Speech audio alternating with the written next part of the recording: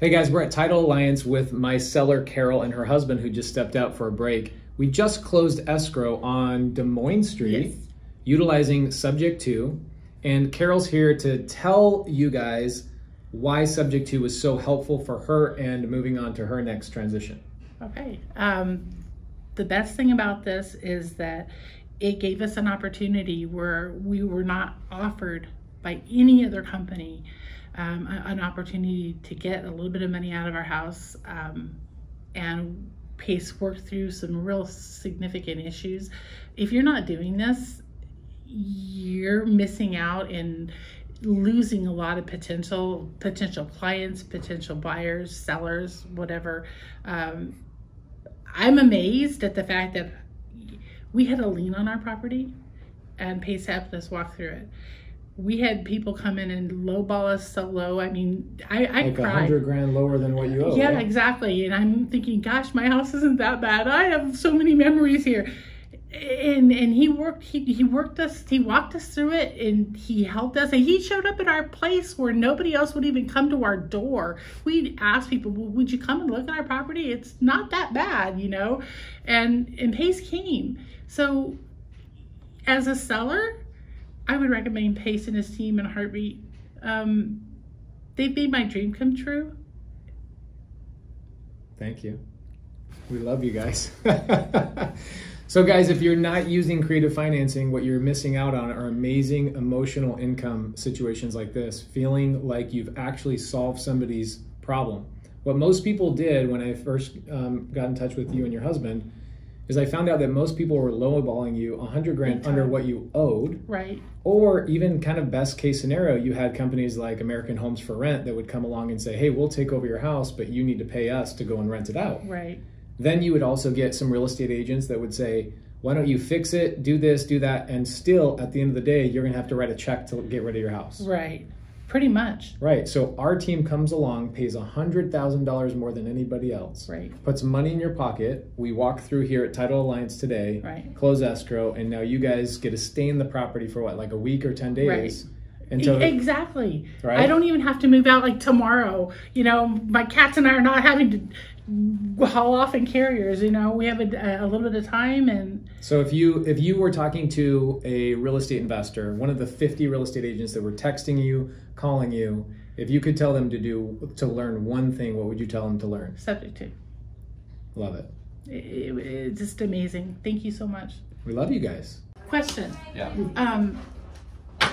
How do we deal with the 24 as being, you're taking the property, so that's we sold our property, so to speak. Right. Even though so what do I do tax-wise with that money? Do I have to roll it over into another property in order to not be super duper taxed on it? So you don't have capital gains is what you're worried about? Yeah, I think that's what I'm worried about. You don't have capital gains because that's your primary residence. Okay. Does that make sense? Yeah. So if it's an investment property, like if I go do a fix and flip and I make $20,000, right, the only way for me to avoid that is to roll it into another deal. Does that make sense? Yeah. But if it's my primary residence and I've lived there over 2 years, I don't have capital gains. So you guys have been there for a long time. Right. Yeah. You guys have been there since like 96? Yeah. Yeah. 96, 97, I can't remember. Something like that, yeah. So you've been there so long you won't have capital gains. Here's what you will have. Next year, your tax bracket will potentially go up a little bit. So what do you guys make between all your pension and stuff like that? Like $4,000 a month, $5,000 a month? Uh-huh. So essentially, you'll basically say that you made $50,000 to $60,000 normally, but this gain will be another $25,000. It actually, I don't think will raise your taxes at all. Okay. Yeah, but if it does, it might be $1,000 or $2,000, something like that. So it's not like catastrophic. If it was a capital gain, you're talking like $7,000 to $8,000. Right. Yeah, so this is not a capital gain situation. Okay. Now, eventually, I love these questions, by the way. well, eventually we'll be able to buy a property, even though it won't be our.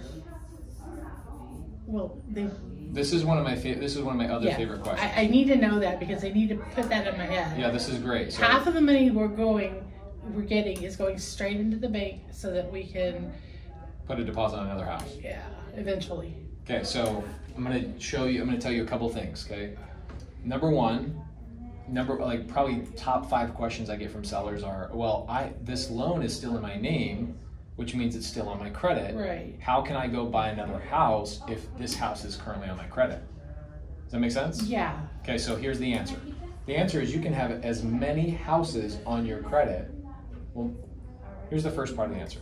Having a performing mortgage on your credit is the best thing for you in order to get another loan. Does that make sense? So you go to another lender. Yeah, because you're showing that you're viable. Right. So there's that, number 1. Number 2 is it comes down to debt to income ratio. Right. We talked about that. So what happens is because I'm making the payment on your behalf, let's say in a year from now you go down and you want to apply for a loan, and the lender says, oh, well, you already have a loan. You go, oh yeah, here's Pace's documentation showing he's been making that payment for over a year. Therefore, the payment is not counted against your debt to income ratio. Does that make sense? Yeah, it does. Also for VA loans, because you guys, this one is a VA loan? No. No, it's not, but we want to do a VA loan. Okay, got it. So when you go do a VA loan, your VA lending association basically, or the Veterans Association, will give you credits for a VA loan. I don't know how much yours is, but some people are like 300 grand, some people are 500 grand. Right, I think. As long as your loan is within those credits, the VA essentially, I mean, you guys get loans with like no money down. Right. Yeah, actually we did when we bought the house, but It was originally it VA. was originally a VA loan. You know, I went to hell in a handbasket when B of A bought out. Got it. That was kind of a forceful. And then you guys refinance or something back in like 2000? Well, because we started off as I had just recently gotten out of a bad divorce and my credit was shot. And so he went in on the VA and I wasn't put on the mortgage. So later on down the line, I'm like, dude, I know community property, but I want part of this. You know, I'm paying for it too. So we went ahead and refinanced with somebody that wasn't. That was basically when we put in That the was pool. Countrywide, right? No. Was it? Countrywide when we put in the pool. Okay, maybe that was what it was too. But I need it on there. Yeah, so for you, so that's the first part of it. The other part of it is that there's a lot of, you know how I'm buying your home? Uh-huh. Am I using my credit? No. Am I using any of my credentials other than cash? Uh-uh. So you could do the same thing where you're over there. Can I call you when I need that? Yeah, Because or my brain is so full right now, I don't think I could remember that. You won't remember it. So I have students all over the country.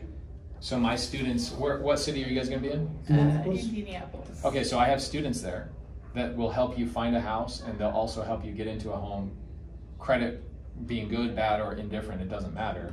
And they'll get you into a house with a lower down payment than if you went down to a bank.